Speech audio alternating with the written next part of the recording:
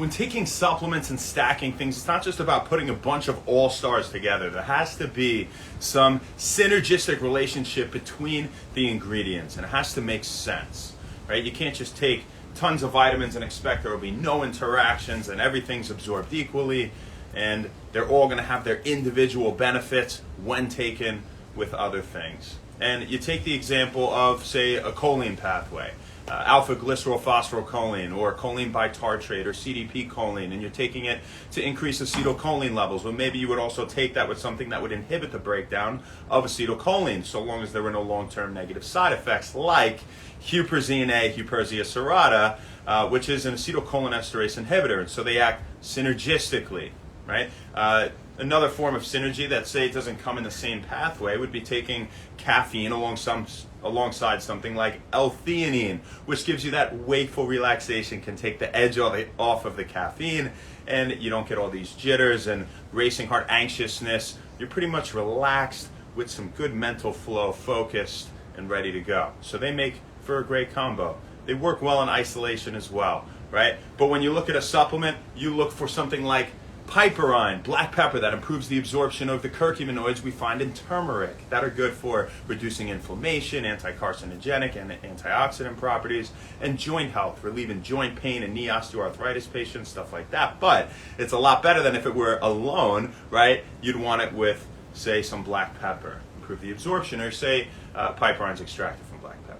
Or say estrogen, like we talked about the other day, astragalus and ginseng combined, and they reduce intestinal wall inflammation and improve the absorption of other amino acids and vitamins, and things like creatine, right, by about a third. Things like citrulline malate by 45% or so, beta-alanine by 25%. So it's not, I want to say this because I had someone ask me for a list of the top supplements that they can take for each category in life: joint health, bone health, healthy aging, exercise, performance, muscle, fat loss, right?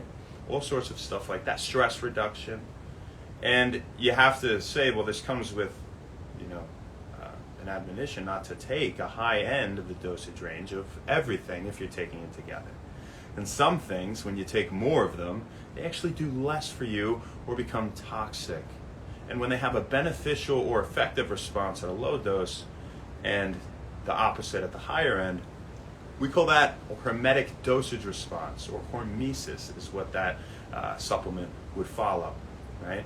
And so adaptogens commonly follow hormetic dosage response, and so you don't want to take the high end of rhodiola rosea root with the high end of ginkgo biloba, with the high end of Panax ginseng, with the high end of Bacopa monnieri. It's not going to work out great, right? You have to find the smaller dosages that make sense when combined, that make for that cumulative feeling, I should say, that you're looking for, or that effect that you're looking for, right? And the same goes with taking things for joint health. Now, say your fish oil, right? Your omega-3s, you're taking collagen, you're also taking your turmeric, Boswellia serrata, chondroitin, glucosamine, right? Black cumin.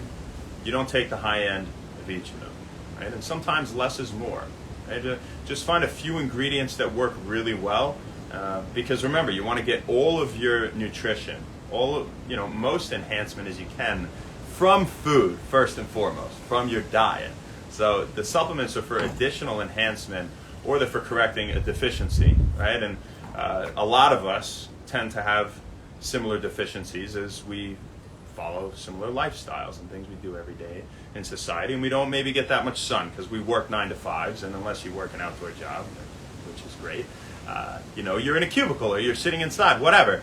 Maybe you should have vitamin D. A lot of us should be supplementing with vitamin D if we're not getting ample amounts through food as well, right? And so that is kind of the message for today. Just if you're going to take a lot of things, there's nothing you can really look up online that's going to have a combination of all of them in a clinical trial that finds the best dosage between them. Making a supplement, I had to troubleshoot a lot of that myself, and so testing is really important to find that exact feeling you're looking for and effect. But a lot of things pair well, a lot don't. You probably need less than you think. Well, I should say you definitely need less than you think supplement-wise, but you probably most likely need a lot more than you think diet-wise and nutrition-wise, and just in terms of eating whole foods we find in nature. So that's our message for the day. Don't really know which part of that we're going to focus it on. But that's what we got for you guys today. I hope you got something out of it. Happy Sunday. I hope you're having a fantastic day today. And let's say hi to the homies and get on out of here. Obadulio, what's happening? In New York. G. Tony Tots, what's up, ma? Desmond Barrow. Bernardin, Leaf Jr., Not Dez, Just Bryant, Ricardo, Illy, what's up? What up, Rhonda, Chesty, Taylor Hayes, Steve Mang, Brandon Malone, Dally's D Nasty, MV Billard, Berlin Bad, Ricky. You guys have a fantastic day. Bobbert 649, what's happening, my friend? Happy Sunday. We'll see you guys tomorrow, man. Not sure where, not sure when. But shit, we'll see you then. Have a great night and happy Wend Wellness. Thanks.